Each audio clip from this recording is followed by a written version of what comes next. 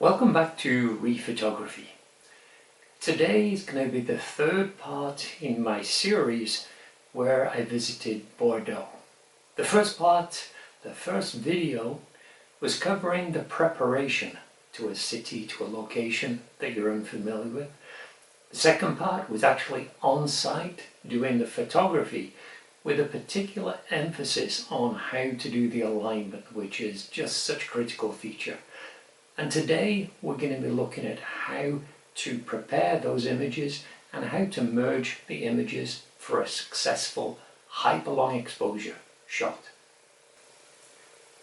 At the end we'll look at some of the results, and also we'll look at some of those images where I was unsuccessful and why I wasn't able to achieve them. So let's dive into Lightroom now. So looking at the way I've structured the folder here for Bordeaux, you'll see that I've divided the folder for Bordeaux into the various locations that I visited. And this is in order, in the sequence that I went round. I mentioned in another video that I find this really beneficial to indicate, as you see here, number 1, number 2, number 3. So this helps when the images are on the tablet to know where you're going. You've got your trail, your map already set up. So I'm going to start here just looking at the location called Port Bourgogne. It's actually Port du Bourgogne. And if we look at the old postcards that I have, you can see here that I've got a variety of old postcards looking at this amazing structure. And the one that we're going to work on is, let me see, this one. Now we're going to choose this one here. I just love the horse and carts that we see there. Clear indication this is a period photograph. We see the cafe in the background. We can see on the upper section there has been some damage to this, but with our hyperlong process we're going to replace this anyway with the new image that we've photographed. So we'll start to now work on this old postcard. But the first thing that I want to do is, in fact, just verify that I do have a suitable option, a suitable new photograph that I could use. So I use the second window option that you see down in the bottom left here. When it opens up, you can see it mentions normal here. Well, if we change this to locked, this allows me to then look at other images and maintain this image in this second window. So with that, I can move this to one side, go back into library, select my raw images. Now we can go through the raw images and determine which one best seems to suit or compare with this old postcard. So going through here, and I'm really looking at areas, for example, round here, where I can see some kind of alignment between the central part of the building, which is the arch, and the buildings in the rear here. So I would see either number 1 or number 2 would work. So this tells me I do have a good option to work with. So now I can proceed in terms of preparing the old photograph. So I can now shut window number 2, go back, and now we're going to prepare that image for the alignment, for the merging and the alignment.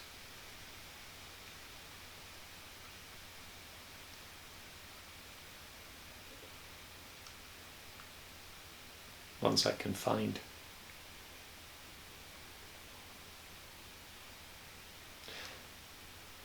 So let's move into the develop module. And the first thing I always do with my old pictures is convert them into black and white. And now I'm going to crop it to get rid of any borders that we may have around the image. And we're going to look at the different profiles that we have for the black and white images. And the one that I've been using more often than not is this black and white 1 profile. So select that, and you can see here we can vary the amount that profile has on the image, but I'm going to keep as is. Close that. Now, you may have seen in some of my other videos, I'm a big fan of using Lightroom's auto capabilities, so I am going to look at what the result of this will be, and yeah, maybe we can work with that. Maybe just raise the contrast marginally. Okay, I think we can work with that. We can do subsequent adjustments when we're in Photoshop, but this to me would be a good starting point.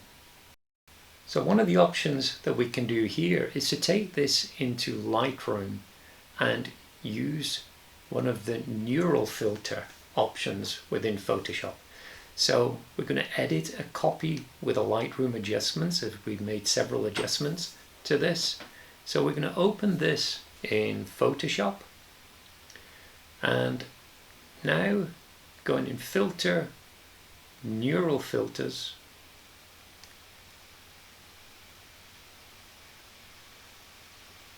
and down towards the bottom we have Photo Restoration, which for some reason has been in beta mode for well over a year, but I do find it beneficial.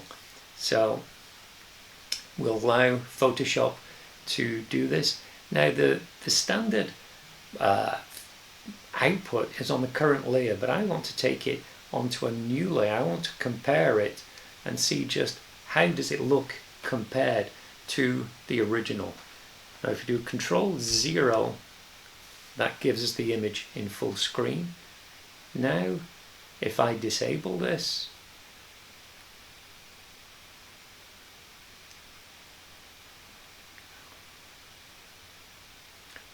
I actually think I'm going to stay with the original option, as I do feel I've lost some of the definition. So I can close Photoshop. I'm not going to use that option. I say it's worth trying. I would say 70% of the time it is beneficial. In this one particular instance it isn't. Now, one of the things you'll notice, the image size is 1580 by just over 1000 pixels. I'm aiming for around about a 6000 pixel image. So if I right click, edit in, I use Topaz Gigapixel for my upscaling. And this is configured within your Lightroom preferences. So now I'm going to take it into Gigapixel. Edit a copy with Lightroom adjustments. Okay, so the image has opened in Gigapixel, and I have the model selection set to auto, and it always goes into the low res model. Yeah, these are old postcards, the way they've been scanned. It's typically a low resolution image. The thing that I want to look at here is the upscaling. Now you can see the last upscale I did, it always opens with the last upscale. It was a 6x, which takes it to a 9000 pixel. This is well beyond what I need. So I'm going to take this to 4, which will give me the 6000 pixels that I'm looking for. So it's upscaling now.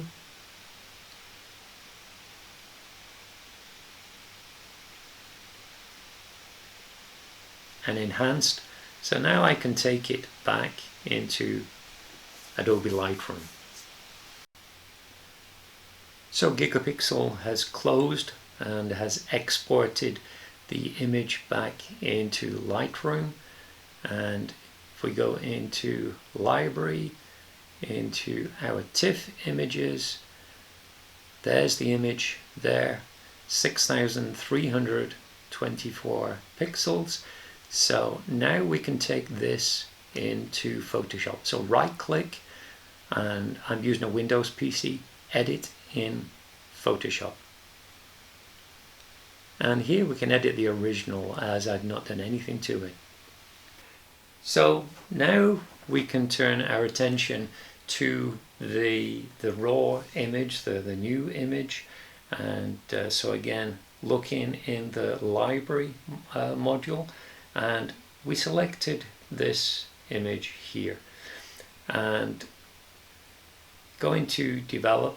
Now I actually did some adjustments to this prior, just so I could actually see the image. I actually took the photograph underexposed. So I'm going to reset this, and we can go through the process that I prefer to use here. And I mentioned in a previous video, one of the things that I love using, which is a new addition to Adobe, to Lightroom and Photoshop, is this adaptive color feature. And it just saves so much time in terms of the preparation for the new images. And so it's done its initial adjustment, but I always find that I need to go in and make some subsequent adjustments here.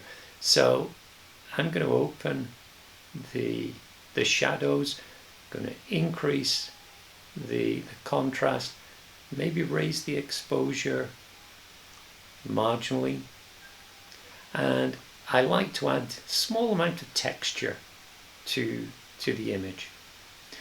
And then I, again, using one of the auto features, the auto transform, very slight adjustment there. I think I'm going to raise the vibrance just marginally on this. So with that, I'm ready to take this into Photoshop now. So again, right click, edit in Photoshop. Okay, so we can see here within Photoshop, I've got my new image, and I've got my old image here, my postcard. So I'm going to do Control A to select this, Control C that copies. I'm on a PC, I think it's fairly clear. Control V, I always put the old on top of the new. Now we need to do the alignment. Now there's two approaches here. I'm going to show you both. One, first approach, which is the approach I use more often than not, is I reduce the opacity to around about 50%. Now I can clearly see the two arches, and this makes it very easy for me to do the alignment between the old and the new.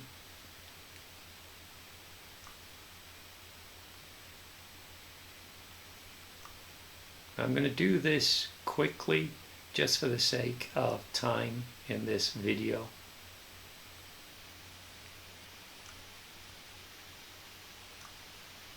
Almost there.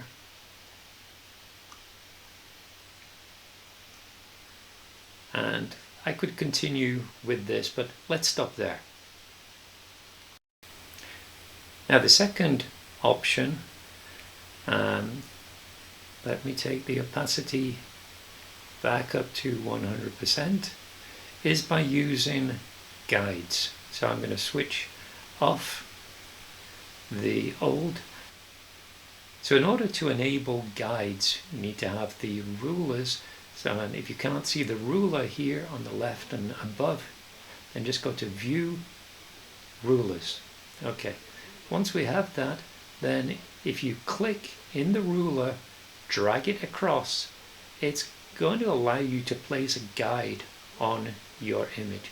So I'm going to place a guide on each side of the building, on the top of the building. Now when I bring this back,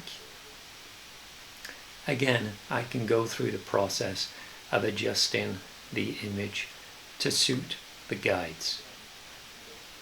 Once I'm okay with that, then I'm going to approve it. Okay, now I can view guides, clear guides. I don't need these guides anymore. Now, selecting the old image, we can apply a mask. So mask, B for brush, and I'm looking for a brush with 0 hardness. And we can see in the bottom left here, I've got black and white. If you press D, it will automatically bring up the default, which is black and white. X is going to toggle between white and black. I want a black brush as I'm going to paint on the mask and expose the image behind. And we can see here, I've got a fairly good alignment here. When I look at the columns, then the columns are well aligned. Again, I'm not going to go through the full process here. This could take 15-20 minutes, and it comes down to how you want to artistically create this image. What I do like to do is within the buildings include the old and the new. This just shows that you have good alignment.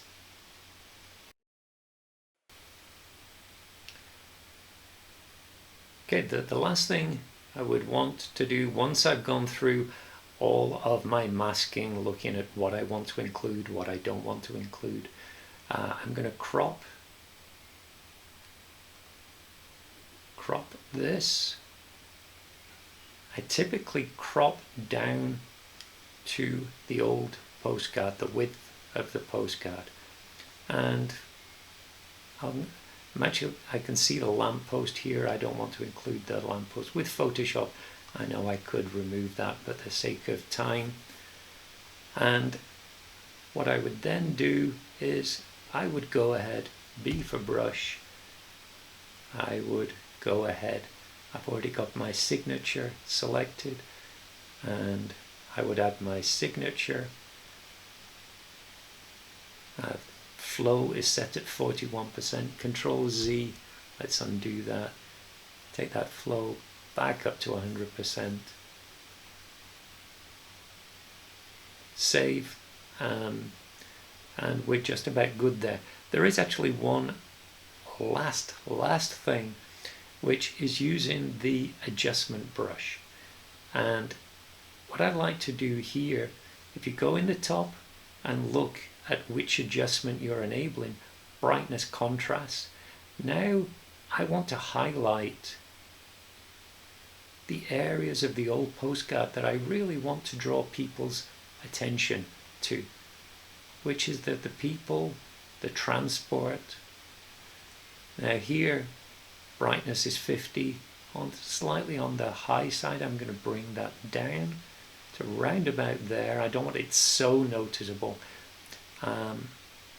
And clip that onto the old postcard, and I would work with that. Again, you can do some subtle adjustments on both the old and the new layer, but again, this could take 15-20 minutes more, and for the sake of this video, we'll leave it at that point. So now I'm going to show you some of the images where I wasn't so successful. So back in Lightroom here, there's a multitude of reasons why you may be unsuccessful, and we're going to look at some of the reasons why I wasn't successful. We look at here the Saint-Michel, and when I arrived there I found this was surrounded by scaffolding. Clearly surrounded by scaffolding, it's not going to make the most picturesque of images, so I didn't even take any raw images just to show you. Trust me, there was scaffolding all around. That's one reason.